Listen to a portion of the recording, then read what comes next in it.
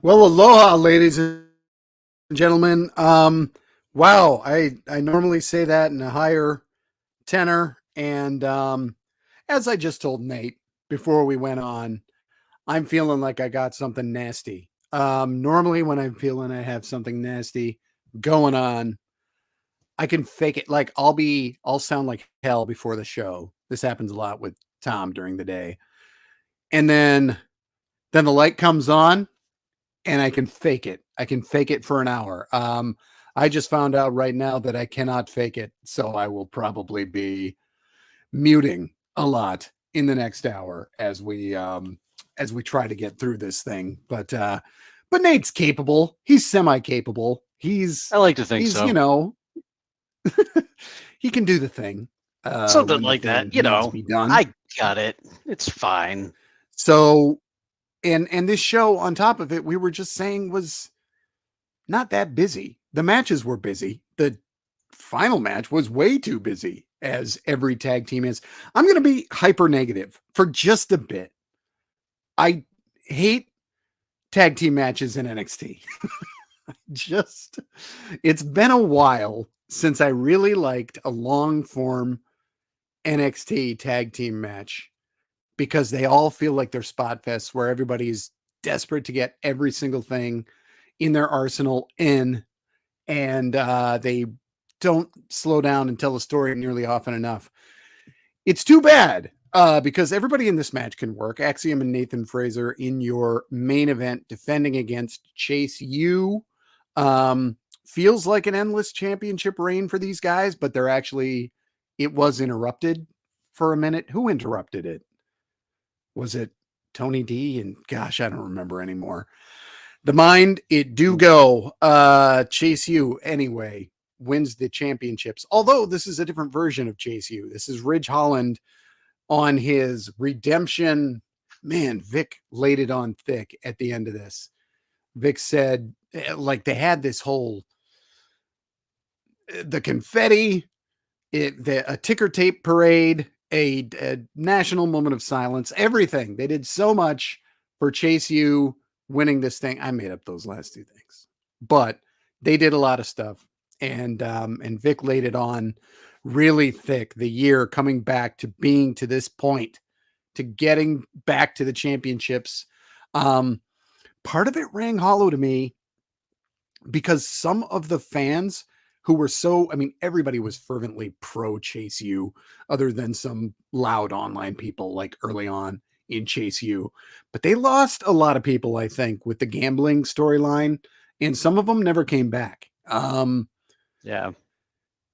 This match, and then they finally win the championships, and they're against a couple of baby faces who, by the way, had a really weird thing where before the match, they finally decided they were on the same page. And then during the match, they were, and they lost. Whatever, Nate. We have new tag team champions. There's no denying that part of it. Ridge Holland is still a thing. 10 minutes and 6 seconds, Nate. Ridge Holland is still a thing. New tag team champions. It was like you said, fast paced, frenetic match, which you'd expect in NXT. I think as you're saying, in a tag team match in NXT, it's kind of what we come to expect. So um I I'm glad to see the belts off Axiom and Nathan Frazier. Like we talked about it multiple times at this point, and it's like their run just felt a little flat. Like them kind of not being on the same page for the last handful of weeks was it just felt a little strange.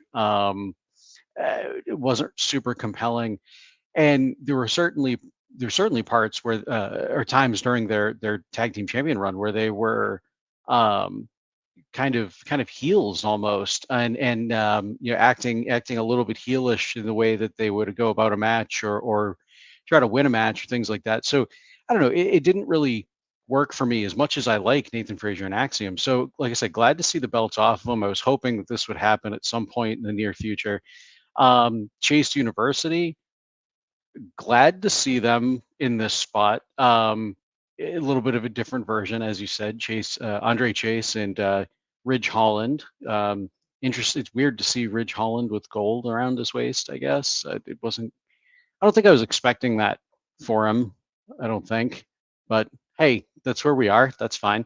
Um, I think I'm one of those fans that you were talking about that kind of Chase University lost during that whole um, gambling angle with Andre Chase, and he's going to lose the university and all of that.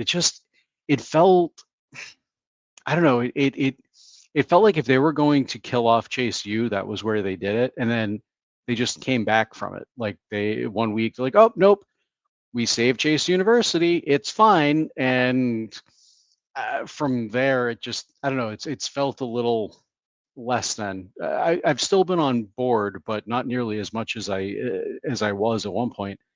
Um, so I mean, this, like I said, glad to see them win the belts here, but uh, I don't know. I wish personally I would have rather have seen Duke Hudson and Andre Chase rather than Reg Holland. But that's where that's where we are. I think this is probably going to lead to something where Duke Hudson's a little bit jealous or something like that, especially with um, I think it was a vignette, a backstage segment earlier in the night where Duke Hudson was like, "Doesn't matter who brings titles back as long as they come back to Chase University, um, or brings them to Chase University." Um, uh, so I don't know. I think that's just a bit of foreshadowing there that Duke Hudson's not going to be super happy that it's not him with the gold. And yeah, I think that's about it. But there we go, It new tag champs. it could also be that Duke in his main event shot at Obafemi a few weeks ago opened some eyes and remind people why they hired him in the first place, and maybe now they see him as somebody who's a more important singles competitor. Maybe something like that happens. In the chat, Azam White says Chase U will go down as one of the greatest stables in NXT history, at least top 10. Certainly, they'll go down as one of the biggest. One of the ones with the most members, especially when you consider the background people. This is probably going to be one of those times where you can look back in a couple of years and say, "Oh, that guy was a Chase U member, also." Kind of like, The Rosebuds. yes, thank you. That is who I was thinking. The Rosebuds, where you could point to quite a few people who became stars, and not just like small stars in some cases. Like Becky Lynch was a Rosebud. Um, Braun Strowman was a Rosebud, and then you had your Simon Gotches and a bunch of also rans. Best stable in NXT history. It's weird to say it because none of them made it to the main roster, but the one that had the biggest run was Undisputed Era. I was just gonna say, yeah. Yeah, but that whole era kind of seems like it didn't happen because so few people went to the main roster from that era. Just kind of comes off as a weird time. Let's go to Obafemi, sons, because I did say his name.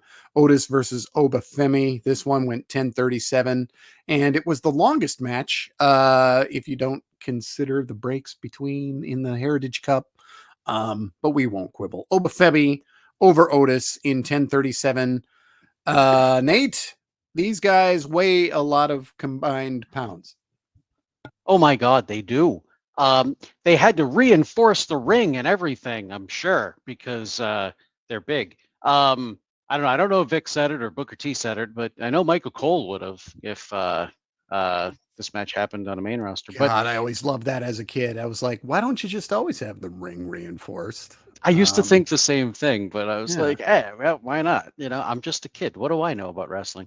But no, I like this. This all started last night on Monday Night Raw. Obafemi showing up in the crowd with his title and um, uh, kind of staring down Otis. There might have been a little bit more that went along with it. I didn't watch all of Raw yesterday, but I definitely did see that little segment. And then earlier today on social media, this match was made official. Um, I I like this. Now, I didn't expect Otis to win, but there was. I mean, I'm an unabashed Otis fan, so I don't care. There was a part of me that was kind of rooting for Otis here because why not? But at the same time, Obafemi, I don't want to see anybody beat him right now either. He's on a roll with this title. I think he's absolutely in a perfect spot right now. He's being built up as a monster. Nobody can touch him. He's essentially being built up to be like the Brock Lesnar of NXT. In simple terms, I guess. And I think it's working. I think it's effective. Otis, while he's on the certainly more towards the mid card, I mean, he's still looked at somebody that's hard to beat simply because of his size, the way that he can move. I mean, he's a meatball. That's like he's gonna be hard to beat just because you got to try and pick him up and knock him down. That's not going to be easy. Obafemi, like if anybody can do it, it's going to be him. And we saw that tonight, with that massive power bomb, and just kind of at certain points tossing Otis around. I wouldn't say like he's a rag doll, but certainly tossing Otis around in ways that I couldn't, or you probably couldn't. So, um, I thought this was a good match and a good way to kind of propel or put a little bit more shine on Obafemi because, like I said, Corbin's like making noises. I don't know. He's fine. He's not dying. Okay.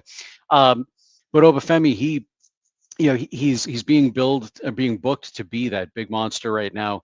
Otis is a guy that it kind of does mean something to a point to beat. So especially with him being on the main roster. So I think this is going to shine up Obafemi even a little bit more here.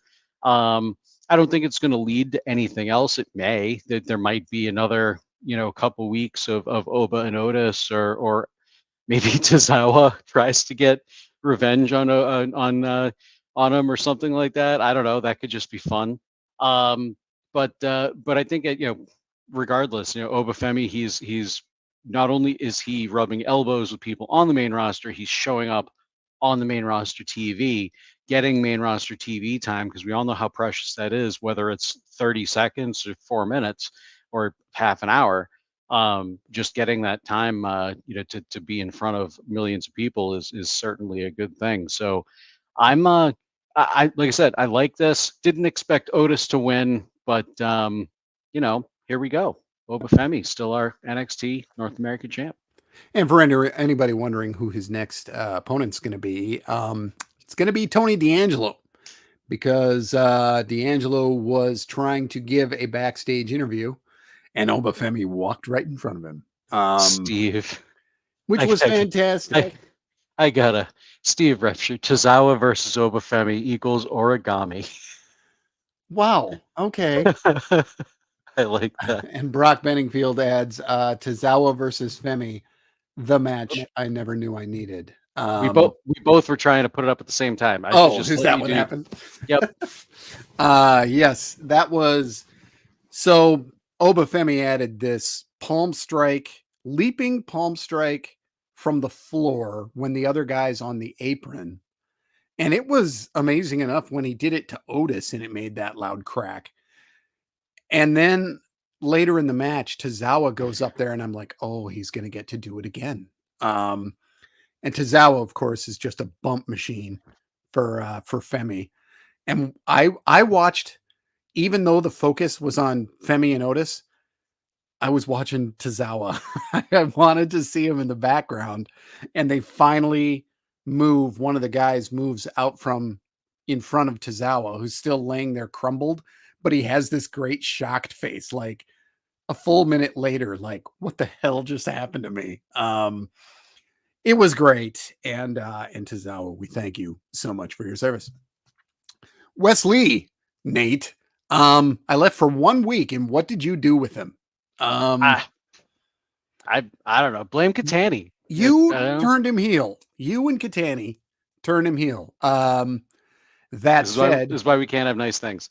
This was a pretty good first outing.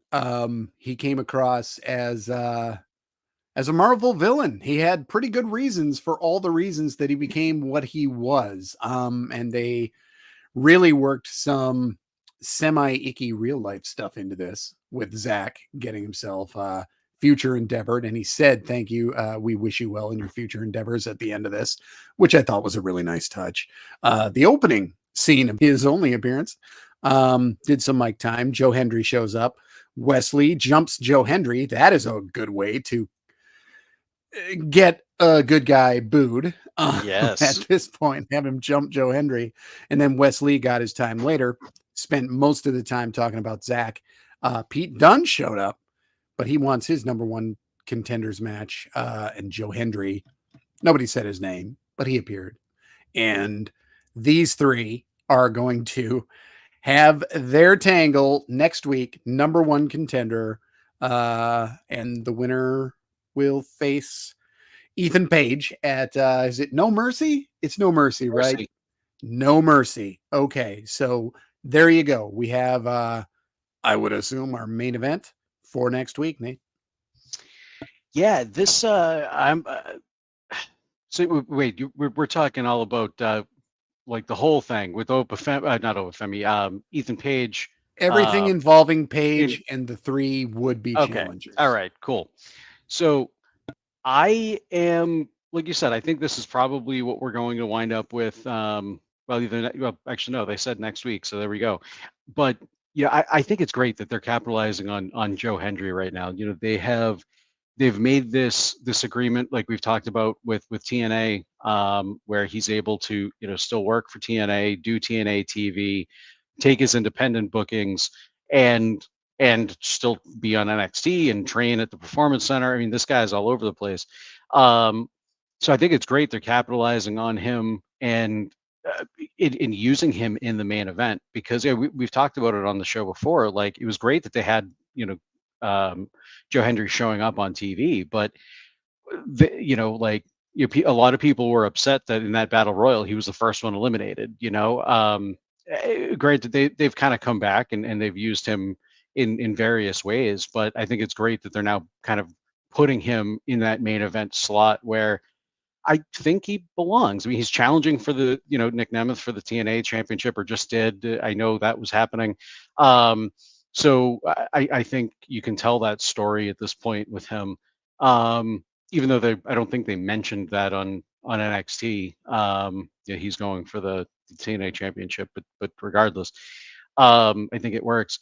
Wes Lee, as you said, apparently it's my fault that he turned heel.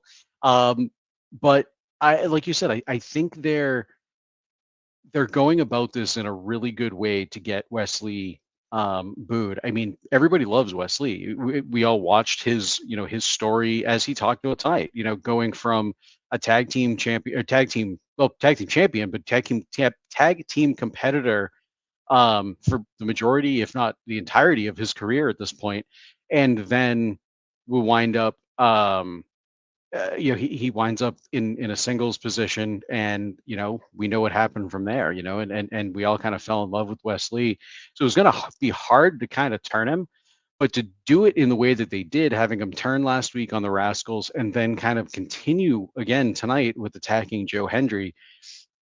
I mean, two majorly over acts right now, and at least on NXT TV, and he just poo-pooed in their face. So I think that certainly works. Um, but if this is the direction they're going, I think I think this could be super interesting, super fun to watch. And I'm not sure how they're going to necessarily tie the three together. Like, uh, I know how they're. I mean, I've not tie the three together because they've already done that, obviously. But um, I guess it's going to be interesting to see how this winds up playing out. I guess is really what I'm trying to say, because it's like, we've got a couple heels right now. We've got Joe Hendry as the face. Is Joe going to be able to fight from underneath? What happens when we actually get into the match? Joe Hendry is going to wind up getting taken out at one point. The two heels at some point are probably going to be, face to face with one another. What winds up happening? Who do the fans get behind? So it's going to be interesting to see this triple threat once we get there. Oh boy. I'm sorry, I'm back. I'm hurting. Let's get through this. Um, so Nate, what if you had two very special episodes of Great American Bash in a row and no championships changed hands? What do? You change two the next following week. Tony D'Angelo lost the Heritage Cup to Charlie Dempsey, and you knew he was going to because, man, the way they have been booking these, the person who ends up winning always loses the first fall. God, that happens all the time. But at any rate, it is back with no quarter catch crew as it should be. And boy, oh boy, do I love Wren Sinclair and what she's bringing to this group. I love that to fire up Charlie Dempsey, she just beat him up. She just slapped the hell out of him. And Charlie Dempsey is your new, I don't know if the group is Tom Staup is here. That's awesome. I don't know if Tom's the here. group Yeah. is sorry, that really threw me. Tom, see you tomorrow. He said we were having a great show and he just called my bluff. And now I'm thrown completely. Tony D'Angelo loses the championship to Charlie Dempsey. He has it now. He's great. Nate, I love him. Go ahead. No, I'm really glad to see this is where we wound up with the Heritage Cup. Yeah, we've talked about this for a while. You know, Tony D'Angelo just didn't seem like he was the one that should be holding the Heritage Cup. It's, you know, the Heritage Cup was really for that technical wrestler, kind of that, I'm going to use the term indie darling, if you will. You know, but that's what it was in NXT UK, and that's really what it was up until Tony D'Angelo won it. So it didn't quite feel like it was in the spirit of the cup, if you will, you know. But with back in the hands of somebody like Charlie Dempsey and the No Quarter Catch crew, I think it works. You know, they're all about, you know, wrestling and you know, technical wrestling and kind of everything that the Heritage Cup stands for. So I kind of think it's nice to see the Heritage Cup back with somebody like that, even though, you know, they're heels. So what? They're still entertaining for the most part.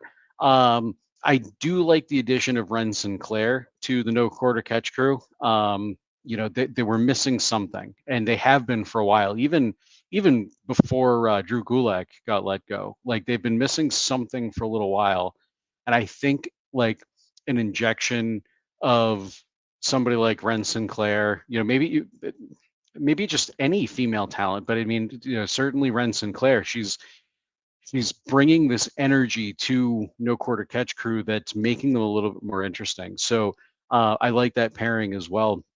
But yeah, I thought this was a fun fun Heritage Cup. As Kelly said right to, you know, the beginning of this, we were talking about this match.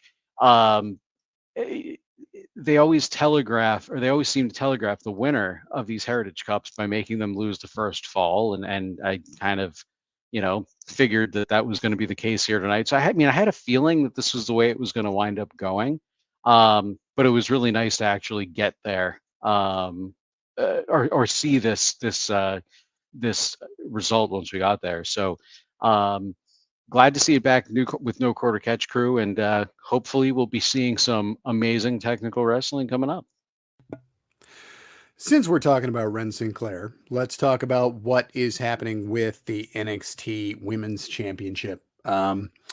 Ava proudly standing in front of a tumbler, Royal Rumble style tumbler.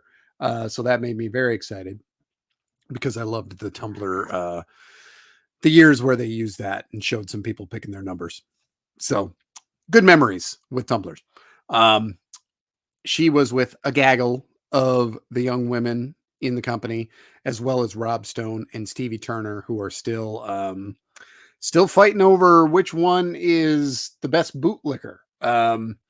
Tonight, it appears to be Stevie Turner because she was apparently the one who had the idea for this, although Rob Stone said it was him. It's amazing to me that Ava's putting this over as such a great idea. Oh my gosh, a multi-woman person for number one contendership? That's never been done before.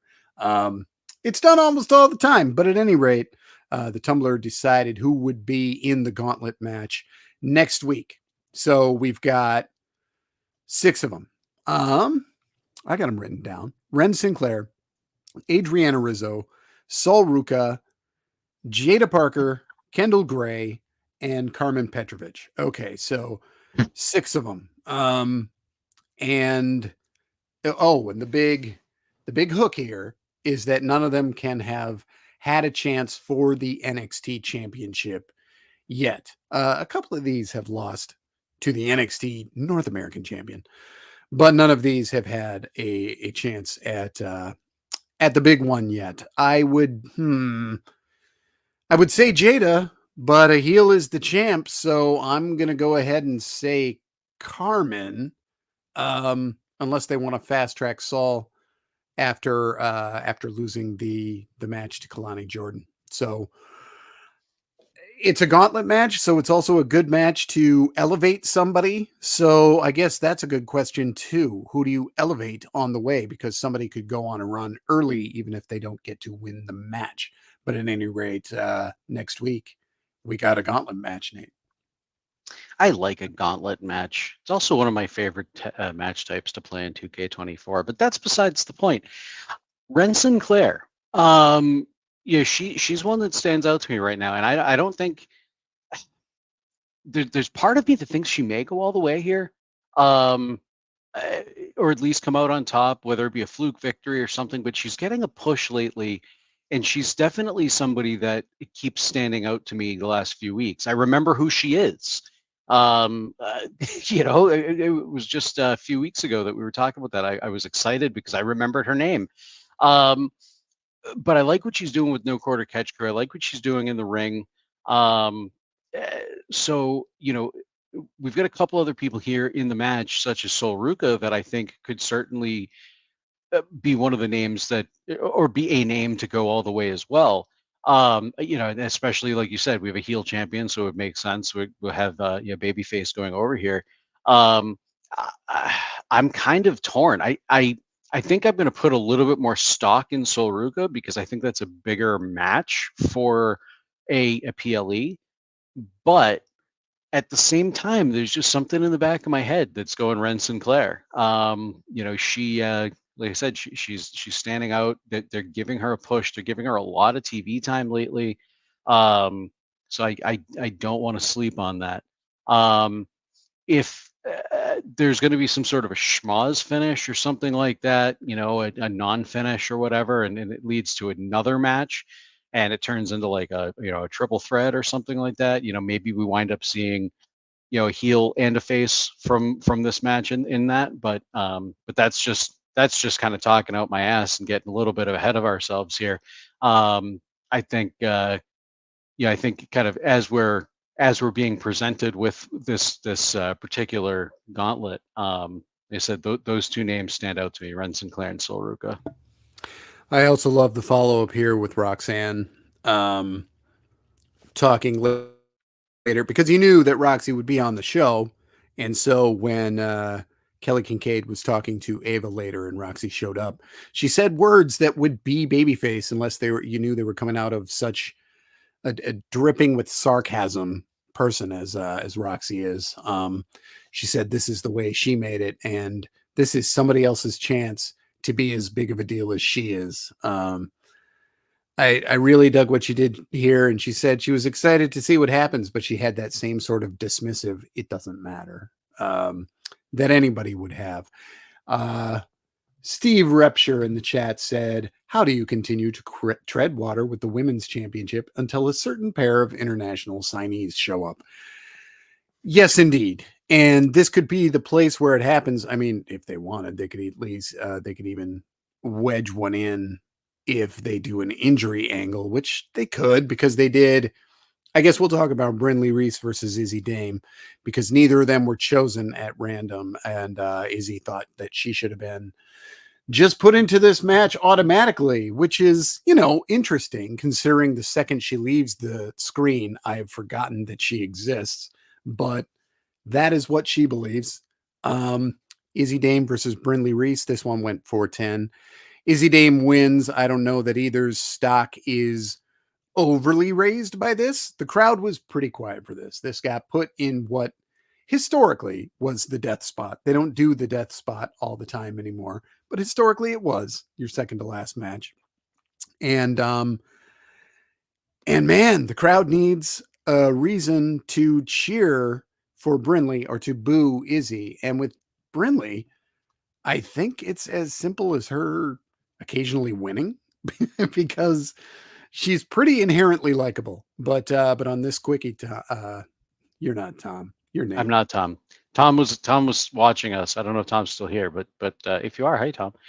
Um, yeah, let's put it this way. I know I watched this match, but I don't remember.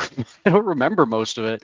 Um, like I don't know. Like you said, I don't know what this is going to really do for either woman here. Brinley, like you said, Brinley is inherently likable. You know, when she was doing that stuff with Idris Enofe and Malik Blade, um, uh, there was something there. There was something there, and she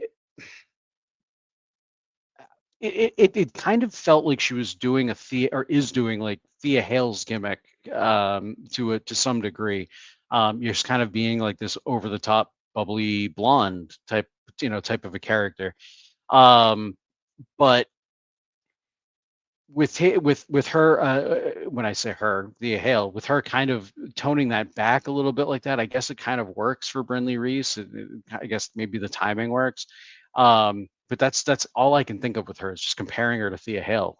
Every time I see her, get super excited and things like that. Why is Corbin? My dog keeps coughing, and I don't like that.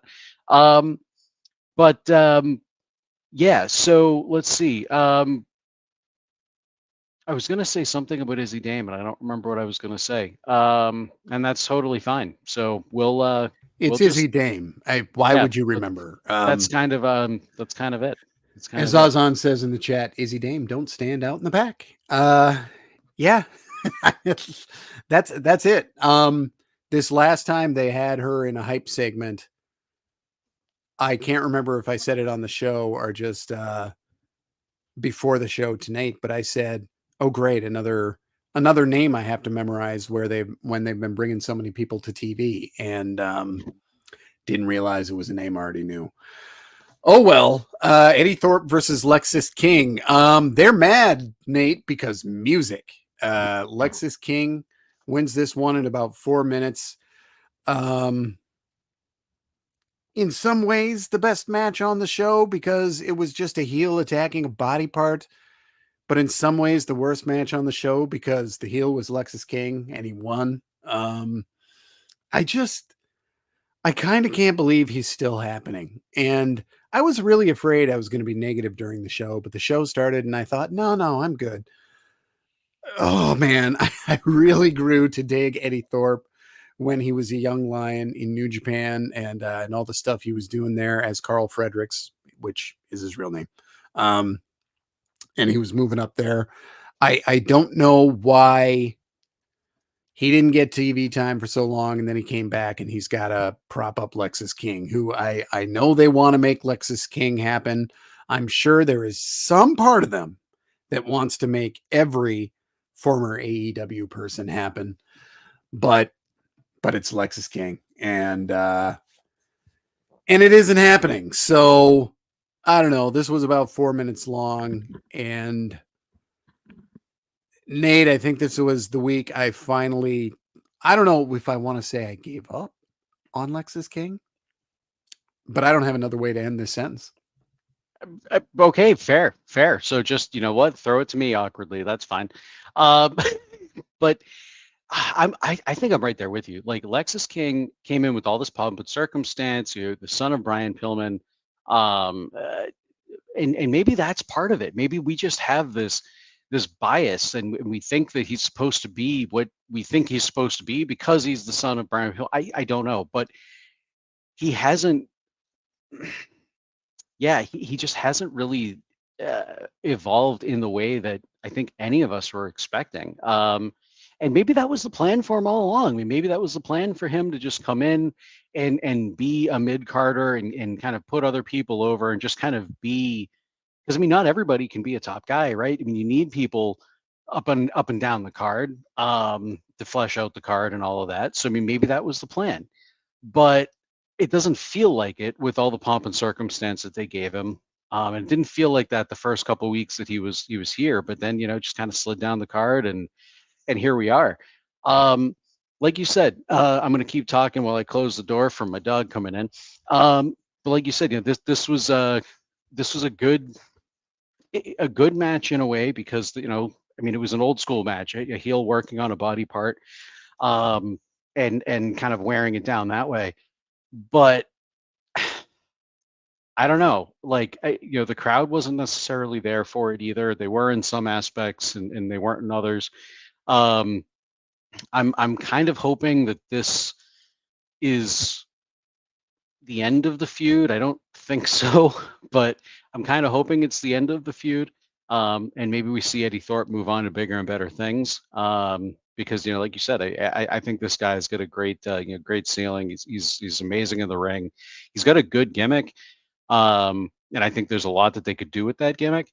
So yeah, hopefully this is kind of it.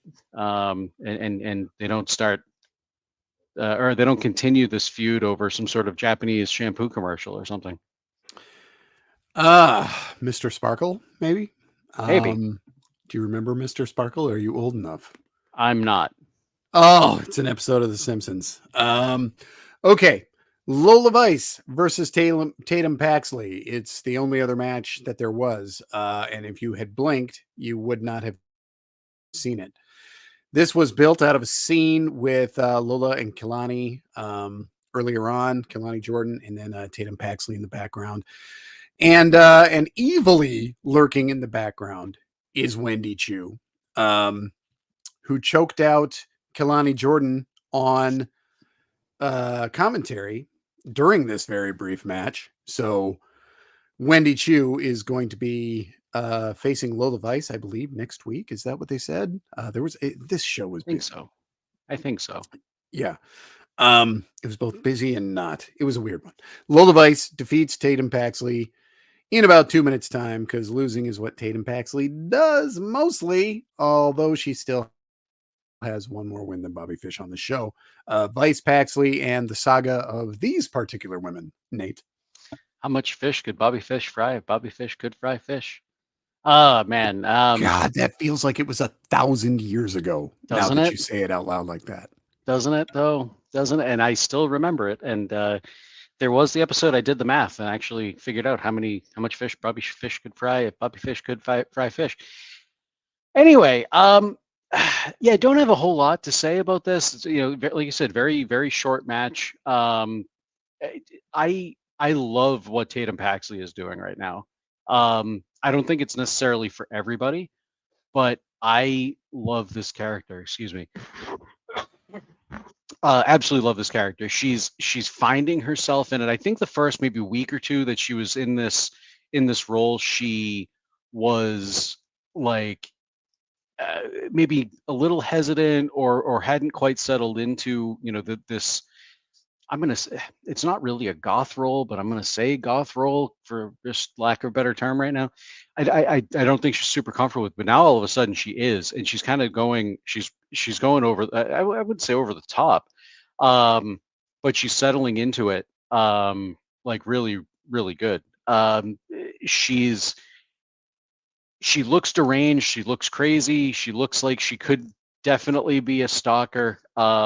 So I think that there is somebody said it. Brock Benningfield in the chat said Paxley's character has upside, and I completely agree.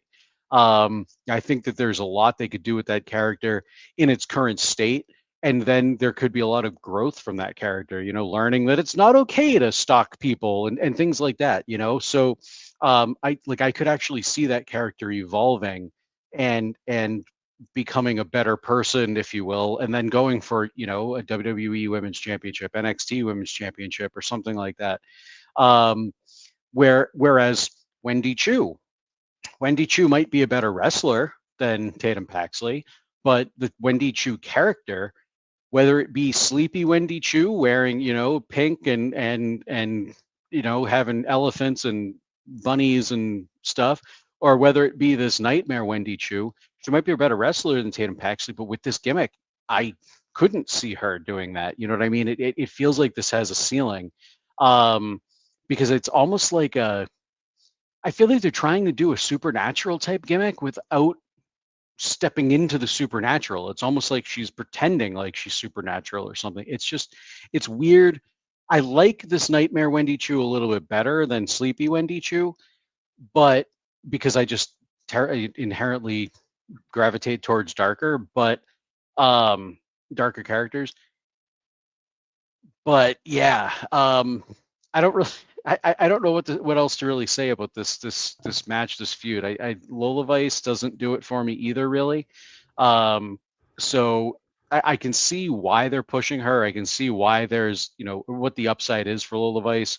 But for me, she doesn't necessarily do it. So I just want to see Tatum Paxley flourish. Azan says, biggest flop of WWE, Matt Riddle. I'm old, so I'm going to point you to Fantasio, Outback Jack, and Techno Team 2000. I promise you, there were a lot of flops that were north of Matt Riddle. Brock Benningfield says, is Riddle still wrestling somewhere? Yes, he's wrestling everywhere. But I don't know how many dates he takes. He recently was the NJPW North New Japan Pro Wrestling television champion for 7 weeks. He beat Hiroshi Tanahashi. He lost his Zack Sabre Jr., who still has that championship, but he was not like on the roster. He was like a bit of stunt casting. So I saw him win the championship and lose the championship.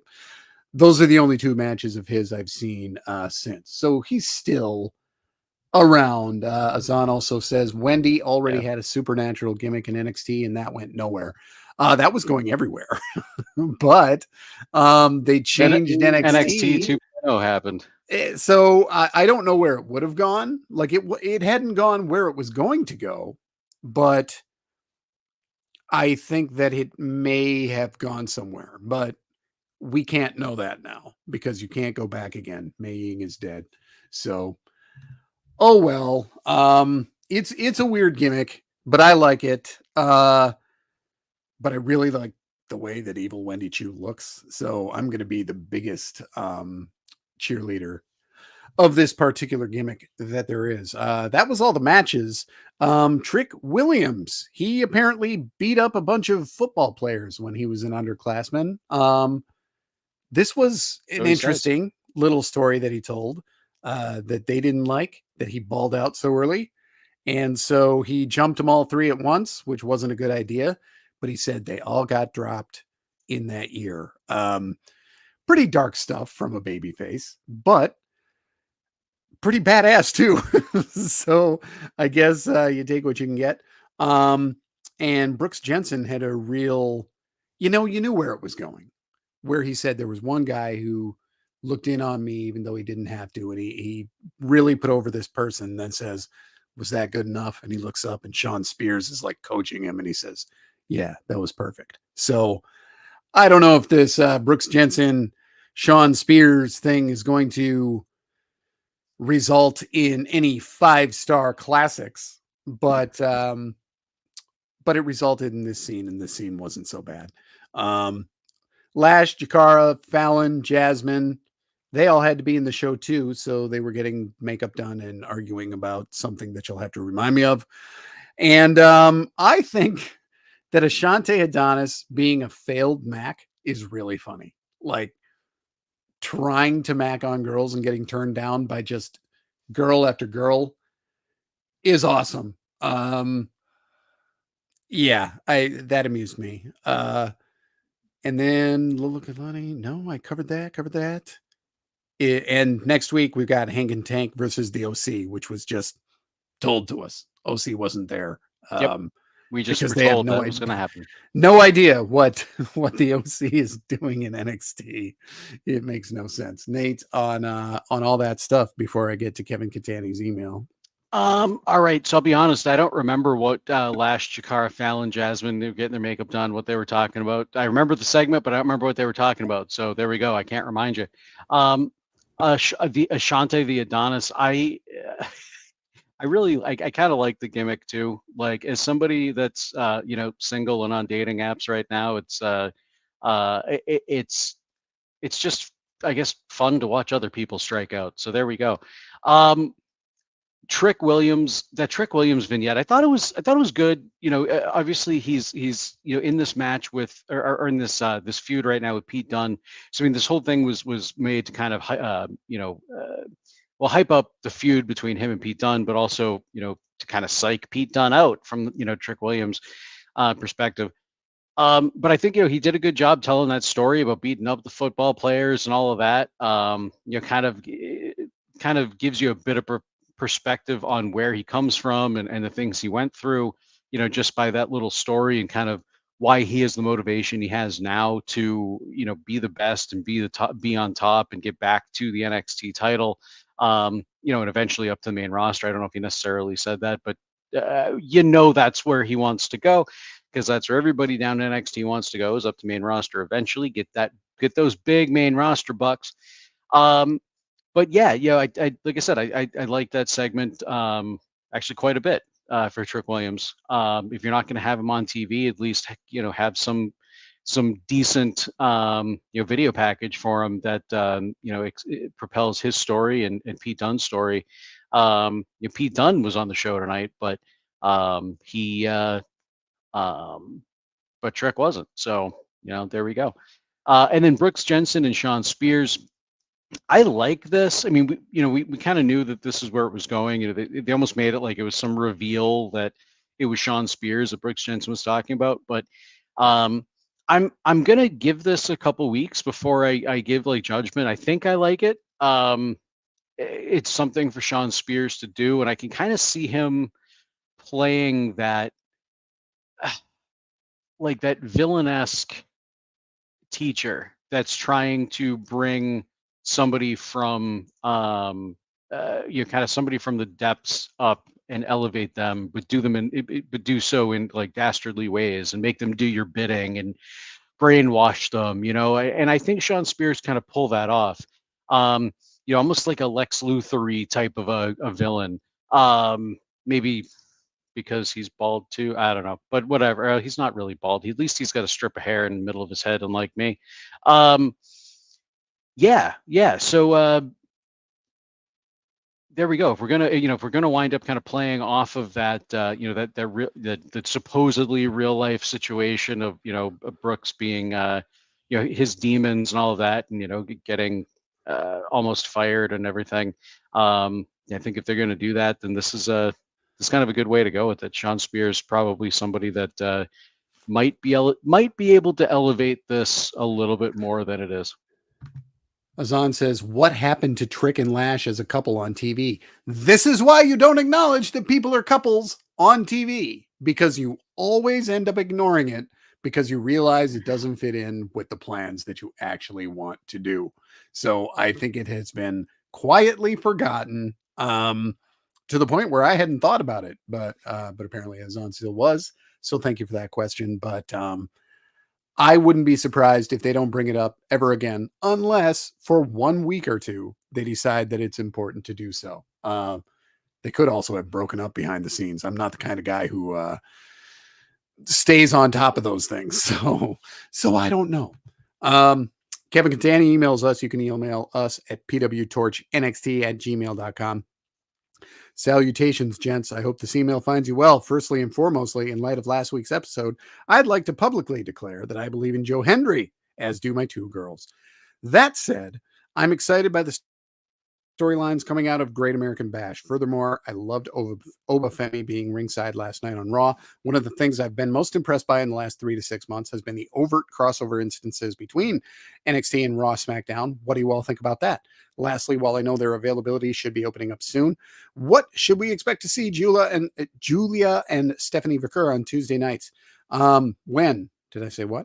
I'm quite excited for their arrivals and am eager to see them. Thanks as always. Go VIP and listen to YB. Also, hug your loved ones. Office hours are now over. The Professor, Kevin P. Catani, PhD. Indeed, do hug your loved ones. I have not been on this show since, but a coworker of mine died suddenly about 8 days ago, 9 days ago, something like that now. Maybe a little more. Not much, but I have not been on this show since then. He was 50, which doesn't sound old, but this guy lived fast. He did not take care of himself at all. So it's one of those things where it's shocking, but not surprising.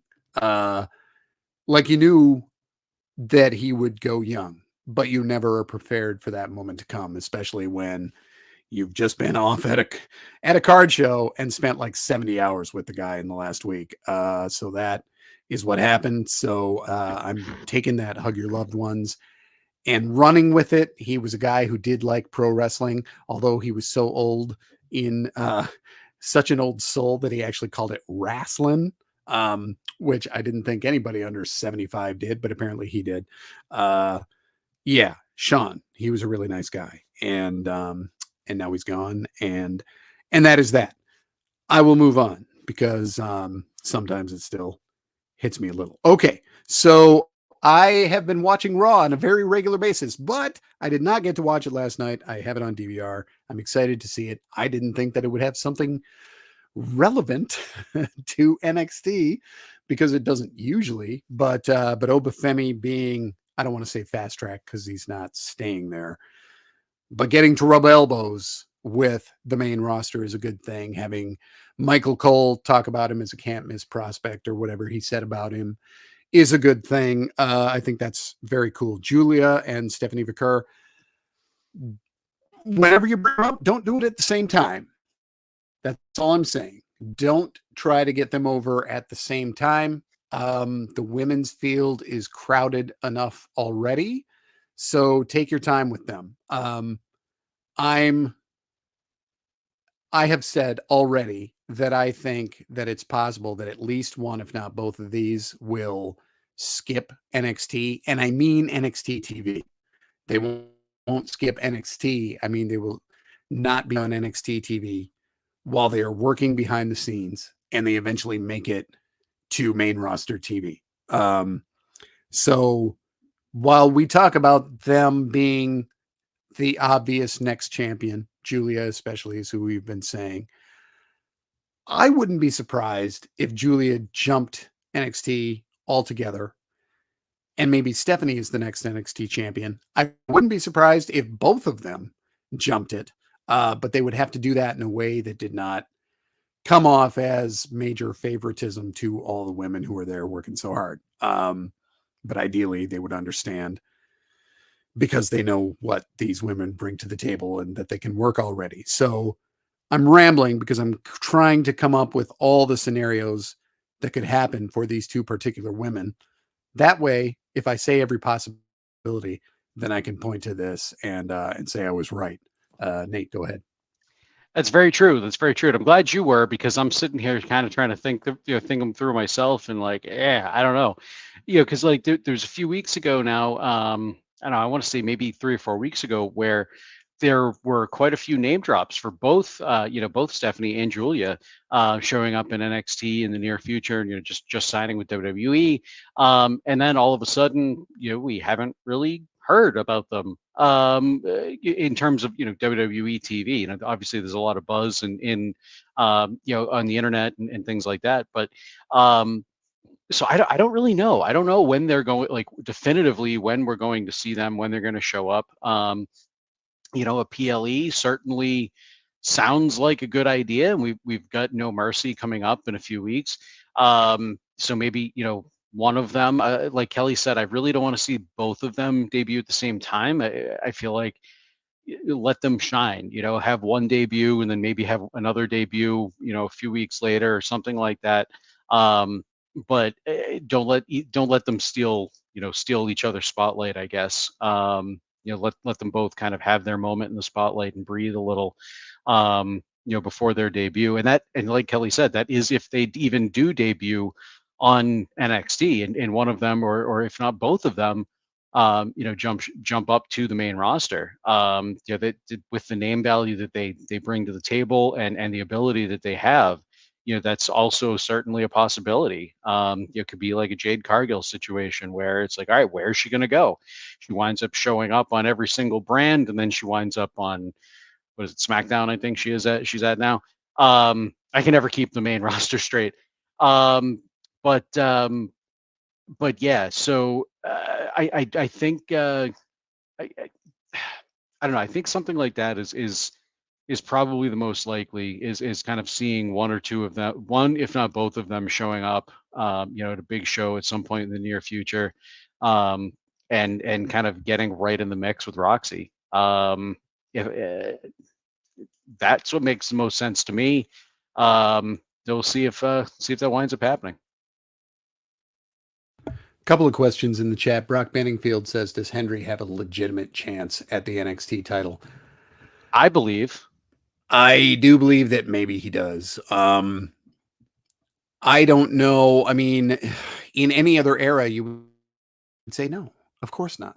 It's weird enough that they're even doing this talent exchange. But I've been saying for a long time, and I still believe, even if this is not the plan, that they want to poach Hendry so bad.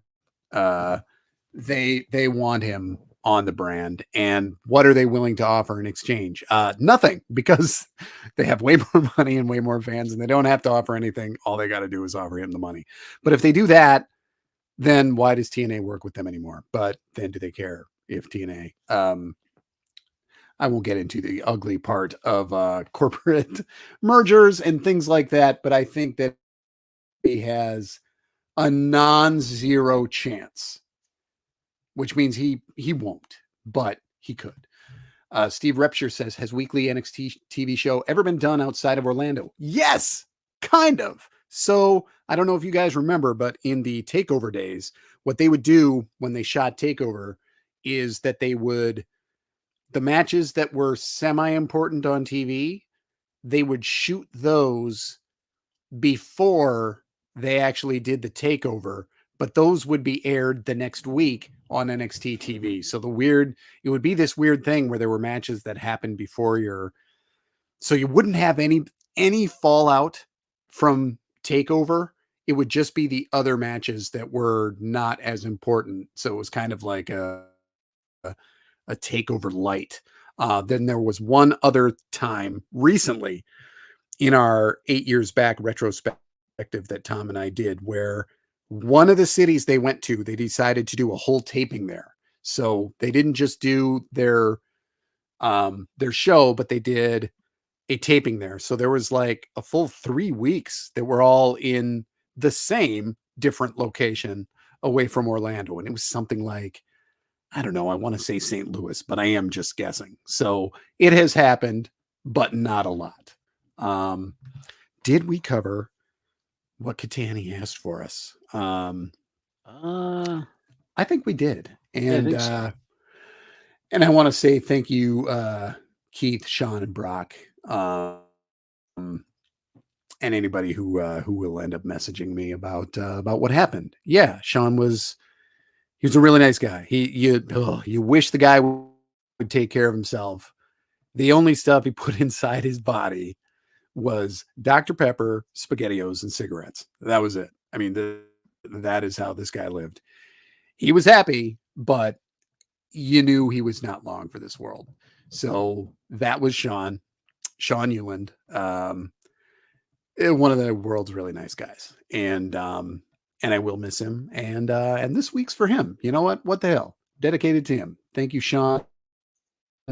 I'm Kelly Wells. You can find me on social media at Spooky Milk or at spookymilk.games, Nate. At Nate Lindberg on the Twitter, X, Twitter, whatever we're calling it today, and natelindberg.com. Check the things that I do out. Just actually put up a new song today. If you want to check it out, then let me know what you think. Cheers, and we will see you in 7. Peace.